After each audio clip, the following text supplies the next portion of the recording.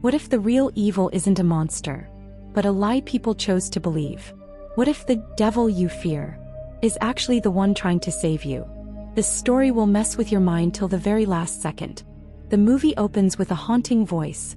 A girl named Lee Jiama begins telling her story, and right from the start, something feels deeply wrong. She says that back in 1999, the day she and her sister were born, the entire village fell into chaos. Animals started dying mysteriously, twisting, screaming, reacting in ways no one had ever seen before. People were terrified, like something unnatural had entered their world. And then came the birth. Both sisters were taken out of their mother's womb, but what they saw next left everyone frozen in horror. To survive inside the womb, her own sister had started eating her leg. Yes, before even being born.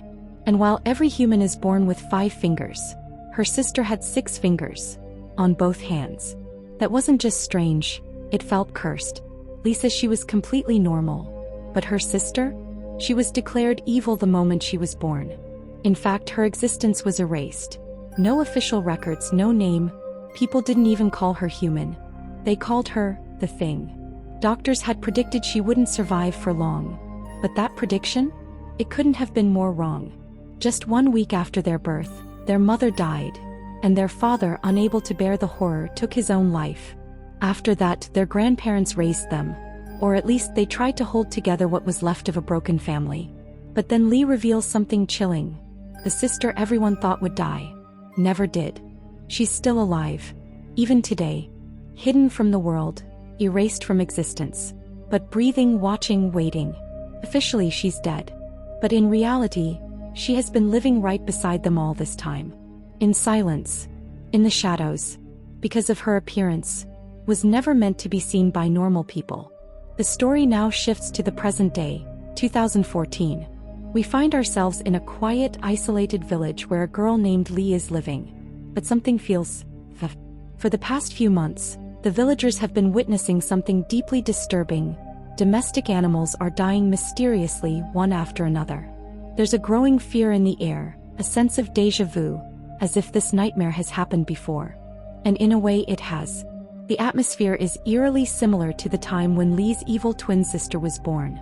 Desperate for answers, the villagers call in a shaman, a woman rumored to possess terrifyingly powerful black magic abilities. She's not just confident, she's proud, almost dangerously so. She believes there is no force she cannot confront. Soon, a villager approaches her and says something chilling, that ever since Lee's family arrived in this village, death has followed. Animals didn't just die, they were taken as if by something unseen. Hearing this, the shaman, along with a few villagers, decides to confront Lee's family directly. As they approach the house, Lee spots them from the doorway. Panic flashes across her face. She rushes inside and alerts her grandparents. Within seconds, the house is sealed shut. Doors locked, windows bolted, as if they're hiding from something far worse than the people outside. The villagers knock, call out, but no one answers. The silence from inside feels unnatural, almost suffocating. Eventually, the shaman is forced to leave, but now her curiosity has turned into obsession. Something is very wrong inside that house, and she knows it. Inside the house, we finally begin to uncover the truth, and it's far darker than anyone imagined. Lee wasn't alone. He had a twin sister. And not long after their birth, their parents died under mysterious circumstances. Their grandparents took them in, trying to give them a normal life. Lee, despite walking with a limp, seemed like an ordinary girl. Quiet, fragile, human. But her twin sister was something else entirely. Something unnatural. Something evil. The family believed it so deeply that they kept her hidden away, locked inside a secret room, away from the world, away from curious eyes. They were a Christian family, and Lee's grandmother was constantly seen praying to Jesus Christ, begging for protection, for mercy, as if she knew they were living with something cursed. Wherever this family went, tragedy followed. Animals would start dying without reason. Fear would spread. And before anyone could suspect the truth, the family would pack up and leave. They never stayed in one place for long, 2 or 3 months at most. Always running, always hiding. And the most haunting detail, Lee herself was the one who fed her twin sister, leaving food outside that locked room, never stepping inside. Because whatever was in there wasn't just dangerous, it was deadly. If the world ever saw her, they wouldn't just fear her, they would kill her. Meanwhile, the shaman's pride begins to consume her. She refuses to believe there's a force stronger than her own. In her mind, this isn't just a mystery anymore. It's a challenge, and she is determined to win. She becomes obsessed with uncovering the truth behind this evil presence. That very night, driven by arrogance and curiosity, the shaman sneaks toward Lee's house. The village is silent, too silent. As she moves closer, she hears something chilling, a faint sound of a young girl crying, coming from the backyard. Slow, broken sobs that echo in the darkness. Drawn by the sound, the shaman steps closer. But suddenly, the family's dogs start barking aggressively, their eyes locked on her as if they sense something unnatural unfolding. Ignoring the warning, she moves forward, step by step, until she reaches the source of the sound. And then, it happens. From the direction of that locked room, a snake suddenly slithers out of the shadows. And before she can react, it bites her. She screams in shock, but that's not the worst part. Within seconds, more snakes begin to emerge. One after another. Dozens of them crawling out as if summoned by something unseen. It's not random. It's not natural. It's protection. They're guarding something, or someone. The shaman freezes. For the first time in her life, fear takes over her pride. This isn't just dark energy. This is something ancient. Something beyond her control. Terrified, she stumbles back and runs for her life, her confidence completely shattered. Because tonight, she didn't just encounter evil. She faced something she had never seen before. Something that shouldn't even exist. Anyway, in the next scene, we're introduced to a completely new character. His name is Pastor Park. And trust me, this guy isn't your typical holy man. There's something sharp, almost unsettling about the way he carries himself. Park runs an organization, but not the kind you'd expect. Their entire operation is built around exposing fraudulent religious cults. Now, you might think they're doing this for justice or some noble cause. But no, this isn't charity. This is business. Cold, calculated, and profit-driven. They hunt down fake faith and they make money doing it. This time, their attention locks onto a religious group known as Deer Mountain, also referred to as Dongbang. And the reason they're targeting this group is chilling. There's a rumor, just a whisper at first, but dark enough to shake anyone who hears it. A member of this cult is suspected of murdering a young girl, barely 11 or 12 years old. And not just a simple crime, something far more disturbing lies beneath it.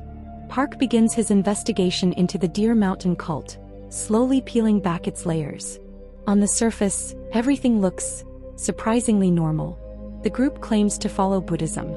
Peace, enlightenment, spiritual balance. All the things you'd expect. But then something feels off. Something doesn't sit right.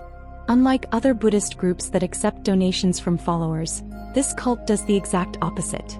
They give money to their followers. They support them financially, almost like they're buying their faith. Or worse, their loyalty. This unusual behavior raises questions in Park's mind, so he decides to dig deeper. He meets with other Buddhist leaders and respected heads, hoping to find some clarity. But strangely, none of them see anything wrong. To them, it's just another sect, another belief system. Nothing dangerous. Nothing worth worrying about. But then, there's one monk. Just one. And his presence shifts the entire tone. Unlike the others, he isn't convinced. There's doubt in his eyes, a quiet fear in his voice. He tells Park that something about their scriptures feels wrong, distorted, almost like the teachings have been twisted into something darker. And he warns him, if this isn't stopped now, it could spiral into something far more dangerous. Something that could grow into a completely new religion, one that might lead to devastating consequences. And the reason behind his fear? It goes back to that same horrifying incident, the murder of that young girl. A crime so brutal, so inhuman that it refuses to be ignored. While the rest dismiss it as nothing more than a rumor, this monk chooses to stand with Park. He offers to help him uncover the truth, no matter how deep the darkness goes. Later, as Park prepares to continue his investigation, the monk gives him a crucial piece of advice, something that could change everything. He tells Park to get his hands on the cult's religious texts, the very scriptures they follow, because within those pages lies the truth. Either it will expose the cult for what it really is, or it will prove that all of this is just a misunderstanding. Park finds this idea compelling. It makes sense. If there's something hidden, something sinister, it has to be written somewhere. And maybe, just maybe, those texts will reveal it. At the same time, the case of that young girl takes an even darker turn. It's revealed that her body wasn't just hidden. It was buried inside a concrete wall, sealed away like she was never meant to be found. The sheer brutality of it sends chills down the spine. This wasn't just murder. This was something ritualistic, something deeply disturbing. The police are already investigating the case, trying to piece together what really happened. But the deeper you look, the more it feels like this isn't just a crime. It's the beginning of something far more terrifying. In the very next scene, the story quietly shifts, and we're introduced to a construction company truck driver named Kinjal Jain. At first, he looks like just another ordinary man trying to survive his daily grind. But there's something unsettling about him, something that doesn't quite sit right.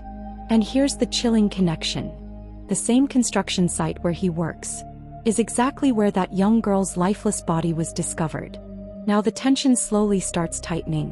Kinjal returns home, exhausted, distant, almost like he's carrying a weight no one else can see. But the moment he steps inside, he's not alone. A man is already there waiting for him. His name is God. Strange, right? The kind of name that instantly makes you uncomfortable. As they step outside, the conversation takes a darker turn.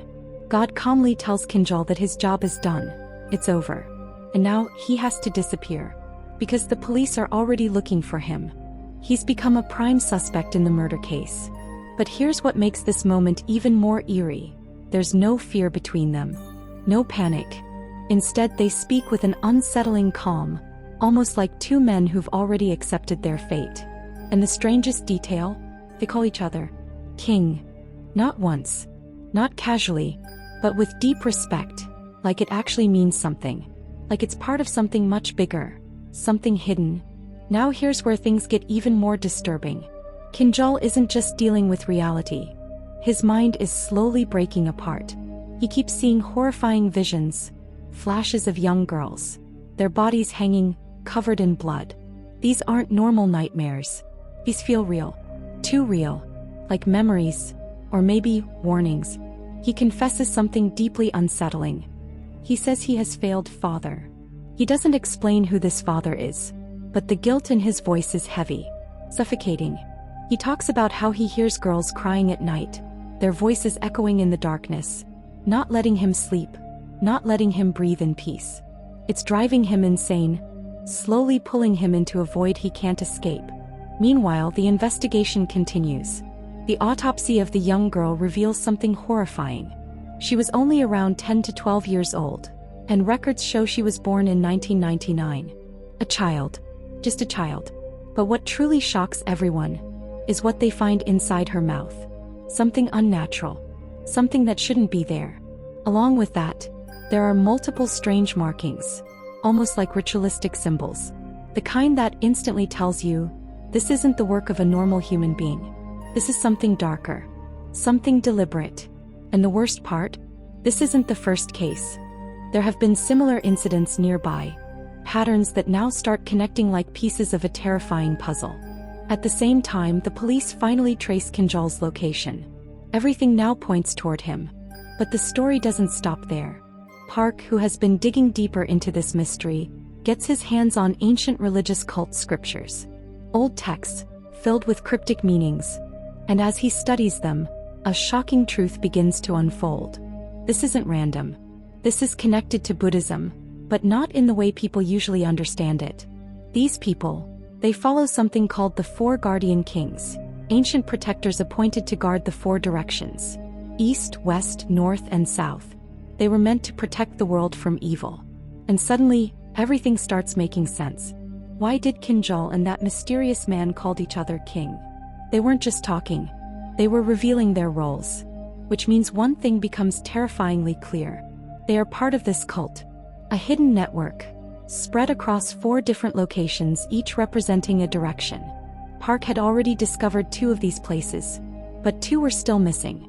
Determined, he continues his search, and eventually uncovers the 3rd location. And what he finds there, sends chills down his spine. Images of the 4 guardian kings, carefully preserved, and a diary filled with secrets that feel too dangerous to even read. Now the story cuts back to Kinjal. The police have finally reached his house.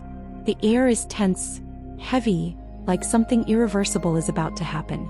They sit near his mother, waiting, watching, hoping to catch him before it's too late.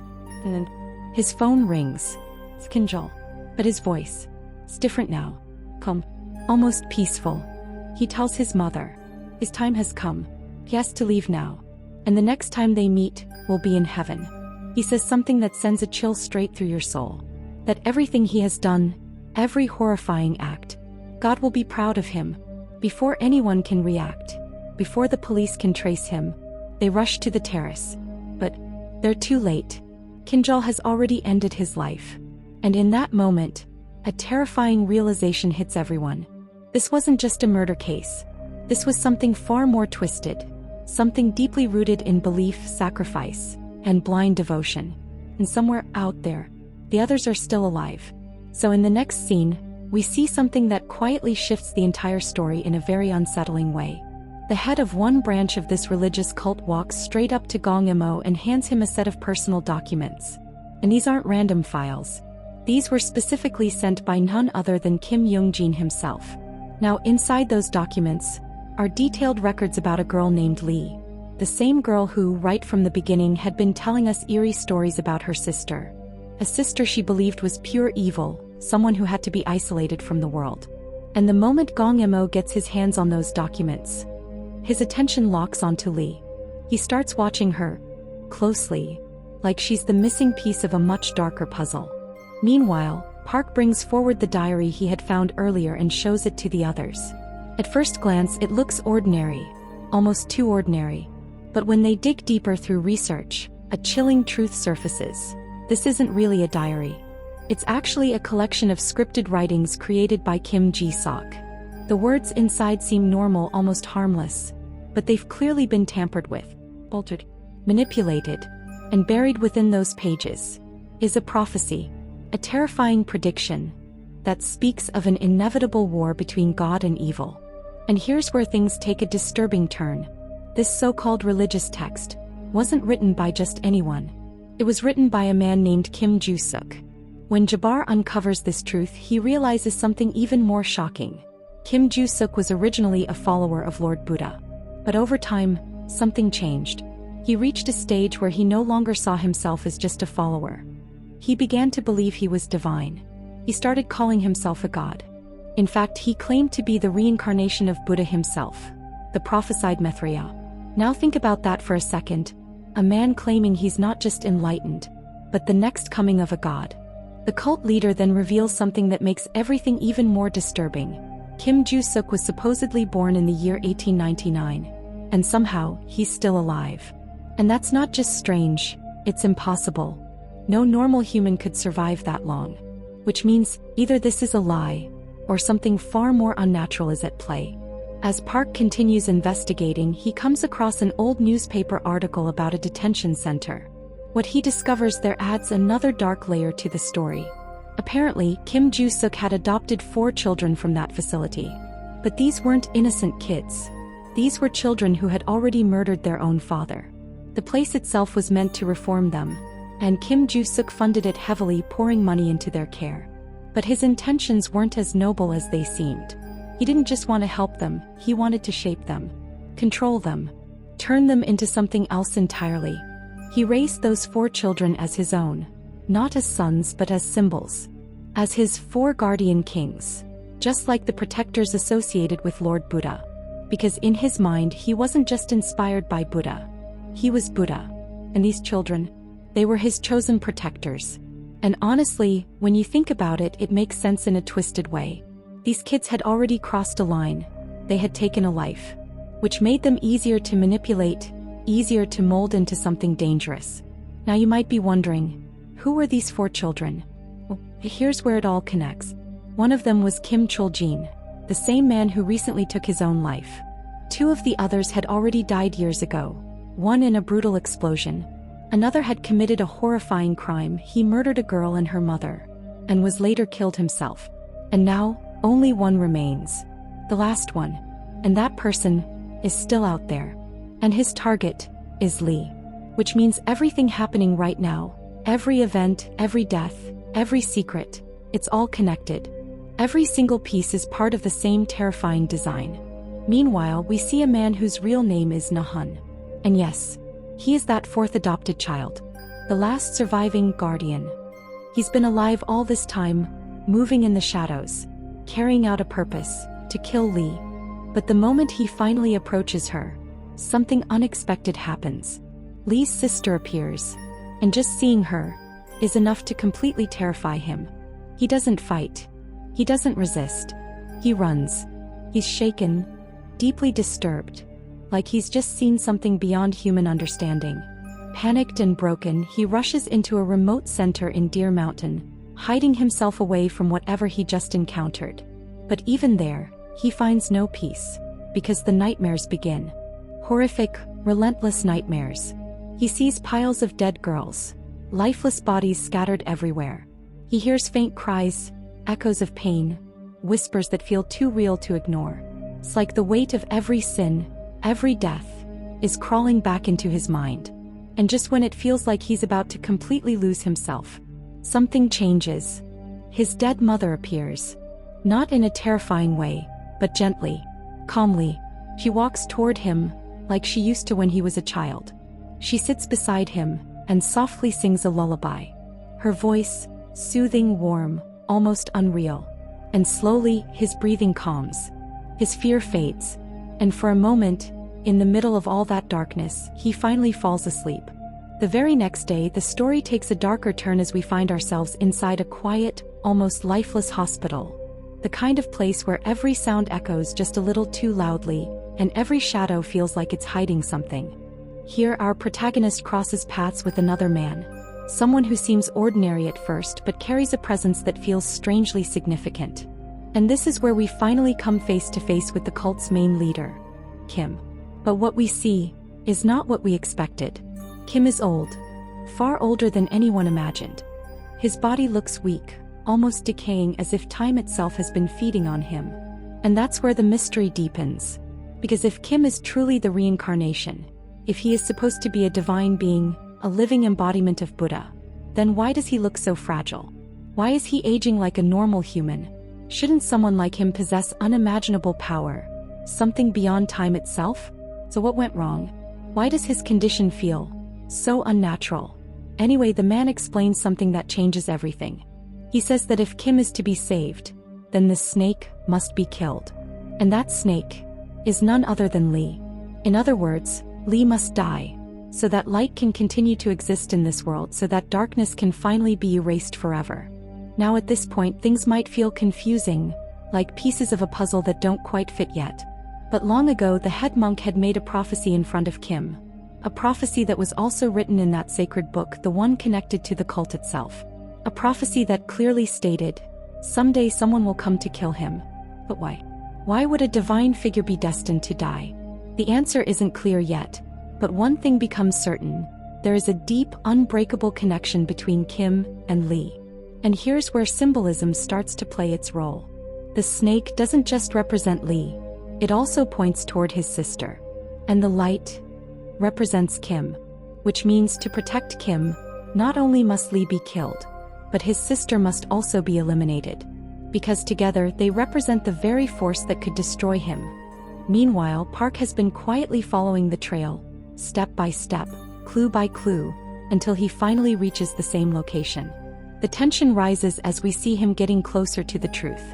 At that moment, he steals the documents that were originally given to him by a mysterious woman from the center. Documents that hold critical information about Lee. And as Park reads through them, the reality starts to unfold in front of his eyes.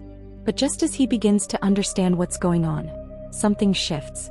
Someone else already knows. The moment Park discovers the truth, it becomes clear that the other side is aware of him too. And now there's no more time left. The situation becomes urgent, desperate. Everything escalates in an instant. Without warning, a car crashes violently into another. The impact is sudden, brutal. The pastor inside gets badly injured, barely able to process what just happened. And before he can even recover, before he can gather himself, Park takes advantage of the chaos, grabs the documents once again, and disappears. Gone just like that. Like a ghost fading into the night. As the story moves forward, we learn about an upcoming event. Christmas is near, and with it, the arrival of a highly respected and famous monk. This isn't just any ordinary visit. This man knows Kim personally. When Park finally meets him and mentions Kim's name, the reaction is immediate. Pure shock. It's as if he just heard the name of someone who was never supposed to be spoken of again. After years of silence, that name returns like a curse. The monk then reveals a truth that completely changes our understanding. He says that Kim has achieved immortality, that he can no longer die, that he has become something beyond human, a living incarnation of Lord Buddha himself. But there's a problem, a serious one. Kim is not pure. Not anymore. Somewhere along the way, arrogance took over him. Unlike Buddha, who abandoned his physical form and detached himself from worldly desires, Kim chose the opposite path. He refused to let go. He clung to life, to power, to his own desires. He didn't want to leave his body behind. He didn't want to give up control. And because of that, he became incomplete, imperfect. Not a true divine being, but something distorted, something dangerous. And that's when the monk reveals the final piece of the prophecy. He says that 100 years later, someone will be born, someone destined to end Kim's existence. And that person is the snake. But here's the twist. The snake isn't just an enemy. It's deeply connected to him. It's tied to his past, to his sins. And that snake is none other than the so-called evil sister. The truth hits hard. Everything starts to connect. And in order to escape this fate, in order to survive the prophecy, Kim had already made his move long ago. He raised 4 orphan boys, not out of kindness, but as part of a plan to protect himself, no matter what it takes, even if it means destroying innocent lives. After digging through every hidden record and buried truth, Park finally reaches a chilling conclusion. A man named Kim was born in 1899, and exactly 100 years later, in 1999, something was born again in that same village. Not just a coincidence, but a carefully woven cycle of fate. Lee and her sister, the one everyone believed was cursed, marked by the snake. They weren't ordinary. One of them was born for a purpose, to end Kim, which means Kim was still alive all along. And here's the terrifying truth. The moment one twin dies, the other dies too. Their lives were tied together like 2 ends of the same soul. As Park connects the dots, something even darker comes to light. That religious book, the one everyone blindly followed, it spoke about 81 evil beings, demons that had to be destroyed. And those so-called 4 kings? They believed they were chosen to eliminate evil. But in reality, they were being used, manipulated, brainwashed. The girl found at the construction site, she was labeled as evil too. Numbers were written there, symbols Park couldn't understand before. But now, everything makes sense. He cracks the entire mystery. Back in 1999, in that same village, dozens of girls were born, innocent children. But Kim, terrified of a prophecy that someone would be born to kill him after 100 years, made a horrifying decision. He ordered the 4 kings to kill every single girl born that year. No chances, no mercy, just fear, disguised as faith. And that's why all those cases, those missing girls, those mysterious deaths, they all followed the same pattern. Even that 12-year-old girl, she wasn't an exception. She was part of the same nightmare. Park reveals everything to the police chief. First, it sounds unbelievable. But when they verify the records, the truth hits like a storm. 81 children were actually killed in that village in 1999. This wasn't a myth. This was a massacre. And Lee, she was one of the survivors. She had been running all this time. But here's the question that haunts you. How did the kings even know which girls to target? Because every birth was officially recorded, except one. Lee's twin sister. She didn't exist in any record. Like she was never meant to be found. Now the real motive becomes clear. Kim didn't know who would kill him, so he chose to kill everyone who could. Pure paranoia. Pure evil. In the next scene, Lee is kidnapped. Just when it seems like she's about to be killed, the truth begins to unfold. She reveals something shocking. the real target isn't her. It's her sister. She explains that her sister was born into an evil body, but in the future she could become something good, something pure. And then Lee says something heartbreaking. She asks them to kill both of them, so her sister can be reborn as a good human, free from suffering. That moment, it breaks everything. The man holding her captive is shaken.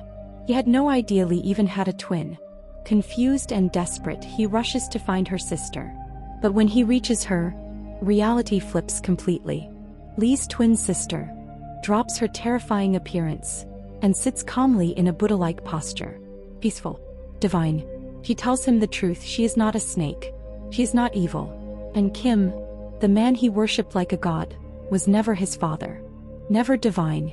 Because the real avatar, the true enlightened being, would have 6 fingers.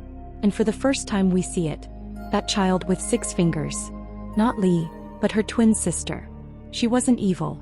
She was something far greater. She even reveals something deeply emotional. The lullaby her mother used to sing to calm her in dreams. It wasn't just a memory. It was real. Her mother knew there was goodness inside her all along. And those dreams the kings had of crying girls? They weren't illusions. They were the souls of the innocent children they had murdered. They knew the truth deep down, but they were too brainwashed to accept it. Kim didn't just twist people. He twisted religion itself. The twin sister tells him, now you must choose for yourself. See the truth. Feel it. Decide what's right. He goes to meet the man he believed was Kim. Checks his hand. Only 5 fingers. At that moment, everything collapses. The henchman realizes the truth is out and shoots him to silence him. Because the real master Kim wasn't the old man. It was him. The puppet master behind everything. The one who created this entire religion, just to achieve immortality. Using the 4 kings to do his dirty work. Killing innocent girls, again and again. Park witnesses all of this from a distance. Completely shaken. The truth was more horrifying than he ever imagined. Now the final confrontation begins. A brutal car crash. Chaos. Fire leaking from the wreck. Kim walks out, untouched. Not even a scratch. Immortality was real. But behind him, the injured man holds something in his hand. A lighter. Not just any lighter, but a symbol. A gift. Enlightenment. A blessing of Lord Buddha. And this time he makes the right choice. He sets the fire. Flames rise. But these aren't normal flames. They consume everything. The false god, the lies, the evil. Kim burns. And with him, the illusion of immortality dies. At the same time, Lee stays beside her sister, till the very end. But once her purpose is fulfilled, her sister lets go of her body. Just like Buddha did after completing his journey. Peace finally. And in the end, a pastor tells a story. God doesn't make humans suffer without reason. Every pain, every struggle, has a purpose hidden behind it. Lee's sister endured everything, not because she was evil, but because she was meant to end evil. And this story proves one thing. The real evil is never what looks different. It's what hides behind power, fear, and blind belief. So next time you hear a prophecy, ask yourself, is it fate? Or someone trying to control it? And remember, not every monster is born evil. Sometimes, they are created.